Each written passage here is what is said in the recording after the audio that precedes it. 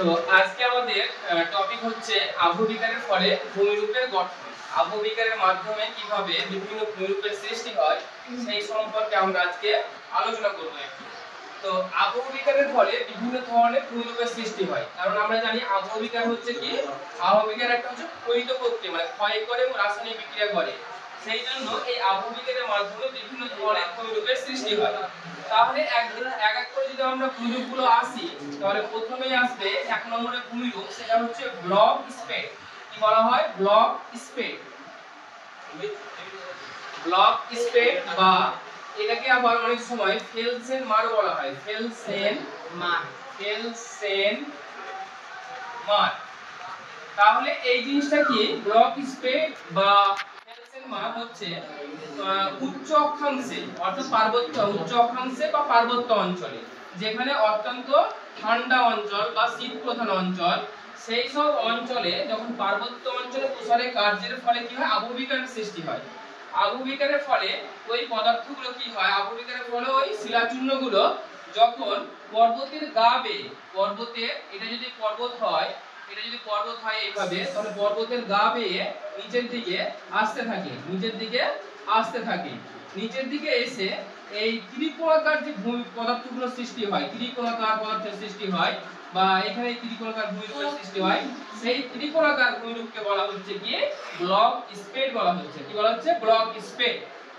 এবং এই ত্রিকোণাকার বস্তুগুলো অর্থাৎ ক্ষয়িত পদার্থগুলো যখন পার্বত্য অঞ্চলে এবং পাদদেশীয় অঞ্চলে এবার জমা হবে, জমা হয়ে হয়ে যে একটা মতো একটা সমভূমির সৃষ্টি করবে, সেই সমভূমিকে বলা হচ্ছে ফেলসেন মার।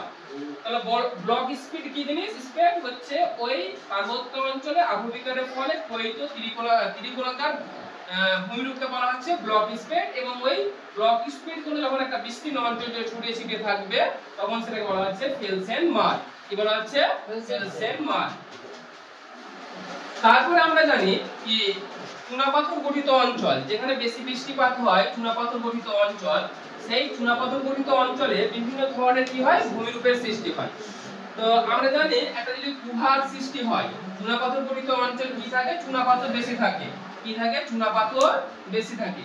তো আমরা এটাকে যদি একটা গুহা মনে করি, এটাকে যদি আমরা একটা গুহা মনে করি, তাহলে এখানে কি হয়? বিভিন্ন ধরনের ভূমিরূপ সৃষ্টি হয় গুহার মধ্যে। তাহলে এক নম্বর যদি আমরা বলি, তাহলে স্ট্যালাগমাইট।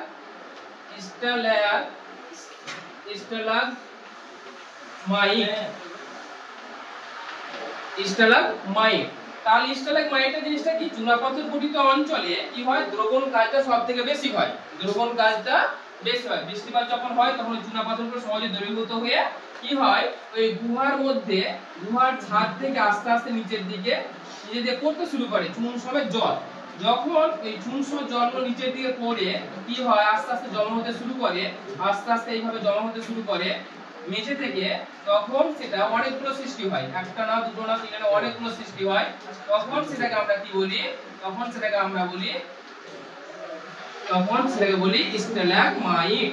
স্ট্যালাগমাইট। স্ট্যালাগমাইট বলা হয় যখন চুনাপাথরের ছাদ থেকে চুনযুক্ত জলগুলো নিচের মেঝেতে জমা হয়ে সঞ্চিত যে ভূমিরূপের সৃষ্টি করে, তাকে বলা হয় স্ট্যালাগমাইট।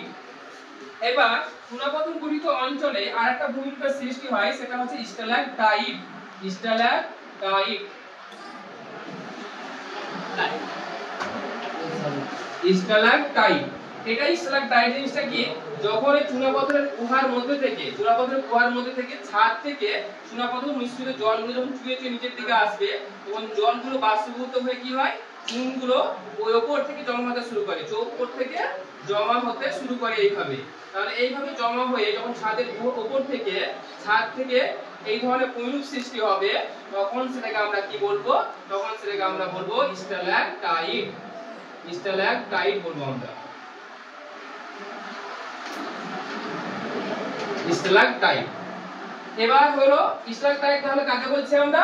যখন চুনাপাথরযুক্ত অঞ্চলে গুহার ছাদ থেকে চুনগুলো জমা হয়ে হয়ে নিচের দিকে আসবে এবং একটা ভূমিরূপের সৃষ্টি করবে, তখন সেটা বলা হচ্ছে স্ট্যালাকটাইট। এবং একটা চুনাপাথরের মানে অর্থাৎ স্ট্যালাকটাইট একটা, আরেকটা স্ট্যালাকটাইট এবং স্ট্যালাগমাইট যখন যুক্ত হয়ে যায় পরস্পরে, কি হবে যুক্ত হয়ে যাবে, দিয়ে যে ভূমিরূপের সৃষ্টি করবে সেটাকে আমরা কি বলবো, সেটাকে আমরা বলবো স্তম্ভ। কি বলবো, স্তম্ভ। তখন সেটাকে বলবো আমরা স্তম্ভ। তাহলে এই আবহ বিকারের ফলে কি হয়, স্তম্ভ তৈরি হয়, স্তম্ভ তৈরি হয়। তাহলে এটা গেল। আবার অনেক সময় এখানে কি তৈরি হয়, আমরা জানি চুনাপাথর গঠিত অঞ্চলে আবহ বিকারের ফলে এক ধরনের মাটির সৃষ্টি হয়, যেটার নাম হচ্ছে টেরারোসা। এক ধরনের মাটির সৃষ্টি হয় যার নাম হচ্ছে টেরারোসা। টেরারোসা, টেরারোসা। তাহলে টেরা, এই দুটো যে শব্দ রয়েছে, টেরা রোসা একটা হচ্ছে ল্যাটিন শব্দ, টেরারোসা হচ্ছে একটি ল্যাটিন শব্দ। টেরা শব্দের অর্থ হচ্ছে কি, মাটি। টেরা শব্দের অর্থ হচ্ছে মাটি, আর রোসা শব্দের অর্থ হচ্ছে লাল। রোসা শব্দের অর্থ হচ্ছে লাল। আর এটা কি শব্দ, একটা ল্যাটিন শব্দ। কি শব্দ, ল্যাটিন শব্দ, ল্যাটিন শব্দ। তাহলে টেরা শব্দের অর্থ মাটি এবং লাল, রোসা শব্দের অর্থ হচ্ছে লাল। তাহলে টেরারোসা শব্দের অর্থ কি দাঁড়াচ্ছে, লাল রঙের মাটি, লাল রঙের মাটি। তাহলে আমরা জানি চুনাপাথর গঠিত অঞ্চলে চুন সমৃদ্ধ কি থাকে, পুরো অঞ্চলটা জুড়ে থাকে কি থাকে, চুন থাকে, চুনাপাথর থাকে। তো বৃষ্টির জলের সঙ্গে যখন বৃষ্টি যখন হয় তখন ওই জলের সঙ্গে চুনাপাথরগুলো কি হয়, দ্রবীভূত হয়ে এক স্থান থেকে অন্য স্থানে চলে যায়। এবং এই চলে যাওয়ার কারণে নিচের স্তরে কি থাকে, লৌহ সমৃদ্ধ লৌহ অক্সাইড থাকে, লৌহ অক্সাইড থাকে। সেই চুনাপাথর যখন সরে যায় তখন ওই লৌহ অক্সাইডটা কি হয়, উপরের দিকে উপরে উঠে আসে, উপর দিকে উঠে আসে, এবং তখন এই এক ধরনের মাটি সৃষ্টি হয় লাল রঙের, সেটাকে আমরা কি বলি, টেরারোসা বলে থাকি। টেরারোসা বলে, অর্থাৎ এক কথায় বলতে গেলে টেরারোসা হচ্ছে চুনাপাথর গঠিত অঞ্চলে এক ধরনের লাল মাটিকে আমরা টেরারোসা বলে থাকি।